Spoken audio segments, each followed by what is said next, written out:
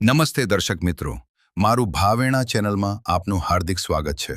ભાવનગર તળાજા હાઈવેના તણસાના પુલ પર ટ્રેલર પાછળ બાઇક ઘૂસી જતા યુવકનું મોત। તળાજાના તણસા હાઈવે પર પુલ પર ઊભેલા ટ્રેલરની પાછળ બાઇક અથડાતા ઉચડી ગામના યુવકનું સારવારમાં મોત નીપજ્યું હતું। આ અંગે મૃતકના ભાઈ હિતેશભાઈ મનસુખભાઈ જોશીની ફરિયાદ આધારે પોલીસે ટ્રેલર ચાલક સામે ગુનો નોંધી તપાસ હાથ ધરી છે। અહેવાલ હર્ષભાઈ રાવલ, ભાવનગર।